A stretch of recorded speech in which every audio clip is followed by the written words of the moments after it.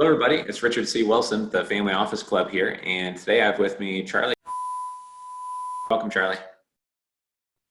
Thank you very much, Richard. I'm glad to be part of it. Sure. Could you tell us a little bit about the size of your bank and just kind of the service lines that you guys operate? Sure. When I get asked size, I like to answer with a number of people. So we have 29 associates that are part of the bank. So we're a small business, if you will. Asset-wise, the bank's $220 million. We've been around since 2006 with offices in Philadelphia and Atlanta. Okay, great.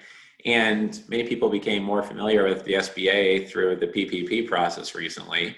Many had heard about SBA loans, but now because of PPP, it's become a mainstream topic or type of loan. Obviously, PPP is much different than some of the other types of traditional SBA lending that your bank has done traditionally.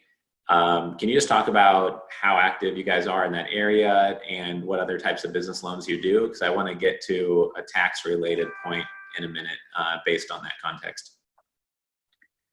Sure. So yeah, our services at the bank are both lending and depository. And on the SBA side, we're an approved SBA lender that prior to PPP, we did the traditional, both what they call 7A and 504 loans that are used for everything from real estate to business acquisition.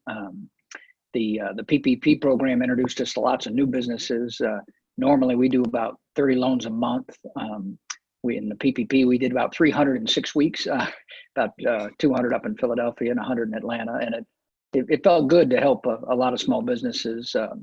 To help you perspective size-wise, there's nothing too small for our bank, but most of the lending we do is a couple of 100,000 to 2 or 3 million is the place that we typically play in, and do traditional lending as well outside of the SBA in terms of working capital, equipment, real estate financing, and anything an individual might need. Okay. I know we've had a few members in the Family Office Club looking for banks that do fintech consumer finance lending. In other words, getting a line of credit for 6, 7, 8, 9, 10% cost of capital. And then they go out and they make 400 loans at $1,000 a piece to consumers.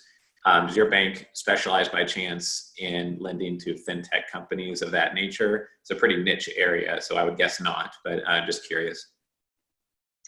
Yeah, I wouldn't go so far to say we specialize in it, although we do have an Atlanta client that's very entrepreneurial, and they have started a business just like you described, and we have provided credit and banking services to that company, really, frankly, on the strength of the owners and the guarantors, as opposed to we're not lending directly to the consumer through those fintech programs. Right, got it. And then something else I've been noticing lately is that with accelerated and bonus depreciation on taxation, if you buy equipment, you're typically able to write that off the same year if you want to with accelerated depreciation rules with the recent Tax Act. And because of that, people are looking at their tax bill and saying, okay, well, if I buy this piece of equipment for $200,000, perhaps I can depreciate that same year and have a $200,000 offset, perhaps depending on their situation against their ordinary income. It's interesting with business loans or SBA loans, that equation gets even better. Like, let's say if somebody put down $200,000 on a piece of equipment, and they're able to get financing for $100,000 worth of that, and they're only out of pocket $100,000. And if you look at a taxable rate of 33% on 200,000, I should have done the math before the call. Let's say it's 60,000. Then basically you're only out that gap in theory of that 40,000 by combining the depreciation plus going through a bank like yours. It can make it so the equipment costs them, almost nothing tax on tax, short term in terms of cash outlay. Have you seen an increase in that type of thinking, or does that not come up too often with your clients, or is that very common? I'm just kind of curious. Well, my lawyers don't let me give tax advice or legal advice, but many of our business clients are talking to their CPAs about what you just described, and it just makes it more attractive in terms of the financing and the tax write-off that they can do. You're exactly right.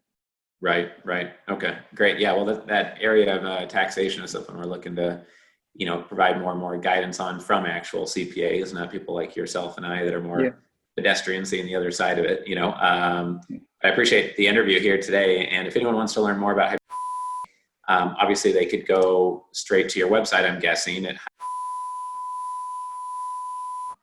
Is there anything else they should know about reaching out or, first touch where they should go? Yeah, your suggestion's a good one, and they're welcome to contact me directly. And my email address is. Okay, great. Well, I appreciate you being here today, and I'm happy to keep in touch. I know about a dozen, bank CEOs, and one of my good friends is a market maker in the community banking industry, and has a lot of contacts there. So I'm happy to be a resource long term, and I appreciate your time here today on the call. Terrific, Richard. I look forward to it. You take care. Stay well. You too. Bye. Thanks.